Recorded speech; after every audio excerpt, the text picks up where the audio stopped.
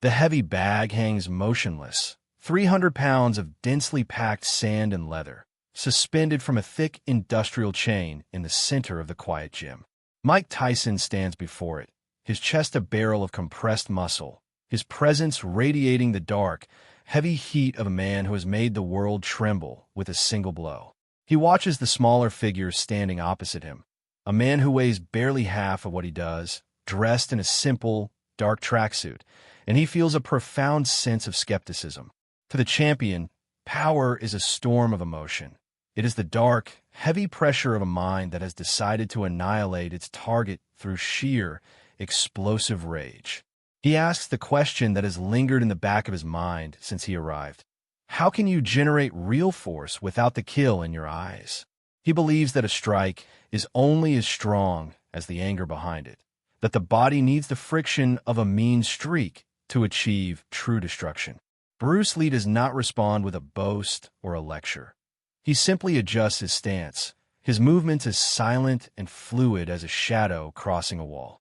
In less than 10 seconds, the man who was raised in the fires of Brooklyn's toughest rings will see a light that burns brighter than the heat of his own aggression.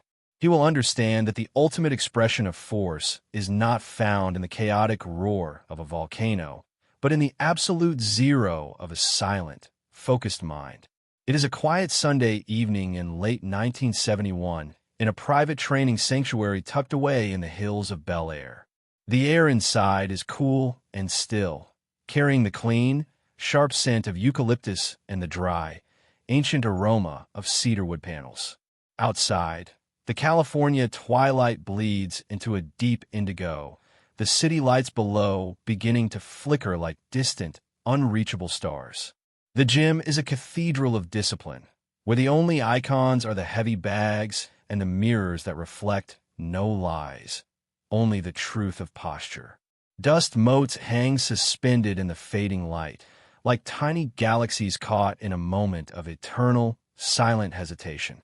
Bruce Lee is 31 years old, a man whose physique is a map of essentialist architecture. Every ounce of mass serves a functional purpose. He is 5 feet, 7 inches of lean, corded intention, a sharp contrast to the towering dominance of the heavyweight boxers who usually occupy such spaces. His behavior is not that of a movie star, but of a high-precision instrument being kept in perfect tune, far from the distracting noise of the world.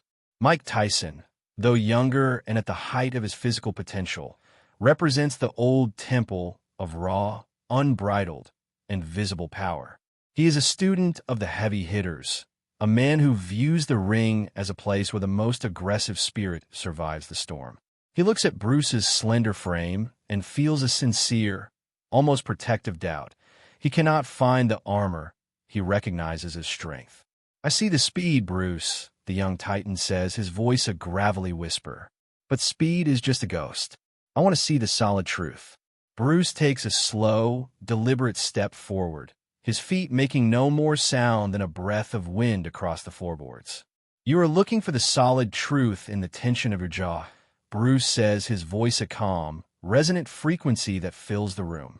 "But the solid truth is that tension is the thief of your own potential. It is a leak in your own gas tank." Tyson narrows his eyes, his worldview rooted in the belief that the body must be hardened like tense steel to be effective.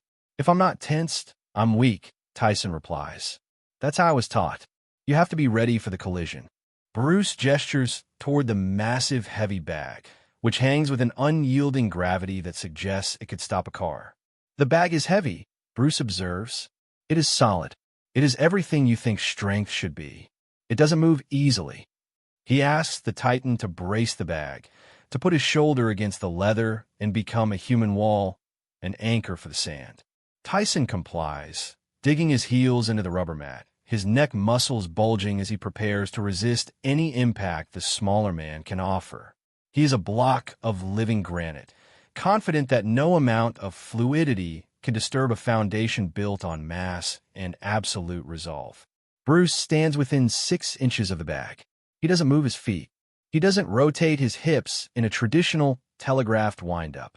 He simply raises his right hand, placing his fingers lightly against the center of the leather. a touch so soft it seems almost academic. The room falls into a vacuum of silence, so profound that the ticking of a clock on the far wall becomes a rhythmic hammer against the stillness.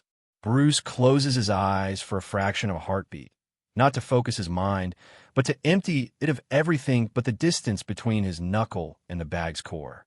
Suddenly, a sound like a lightning strike hitting an oak tree echoes through the gym, a sharp, dry snap that vibrates through the floor. Tyson's eyes widen as he feels a wave of kinetic energy, cold and absolute, travel through the sand and into his own center of gravity. The 300-pound bag doesn't just swing, it is displaced, bucking upward and backward with a velocity that should be physically impossible. Tyson is propelled back several feet, his heels skidding across the mat, his lungs involuntarily gasping as his nervous system is temporarily short-circuited. The heavy bag ripples, the sand inside shifting violently under the shockwave, while the steel chain above screams with a metallic vibration. Bruce is already back in his relaxed stance, his hand resting at his side, his breathing as rhythmic and steady as a monk at prayer. Tyson stands frozen, his hands hovering in the air, a look of profound, existential confusion washing over his face. He has felt the power of the world's greatest punchers, but he has never felt a force that arrived without a warning, a grunt, or a struggle. The silence that returns to the room is different now. It is the silence of an ego that has been dismantled by a single, effortless touch. The witnesses in the gym, friends and fellow seekers, stand like statues, unable to reconcile what they saw with their understanding of physics. Tyson walks back to the bag, touching the spot where Bruce's hand had been. There is no mark, yet the impact felt like a revelation of bone. "How can there be that much go and so little move?" Tyson asks, his voice hushed with a new kind of reverence. Bruce looks at him, his gaze kind, his voice now that of a patient teacher sharing a secret with a worthy peer. "You are looking for the work," Bruce explains. "But the highest form of work is the work that leaves no trace of the worker." He teaches Tyson that emotional force, the anger the boxer relies on, is actually a parasite that drains the body's efficiency. When you use rage to strike, you're spending your life to buy a moment of power, Bruce says gently.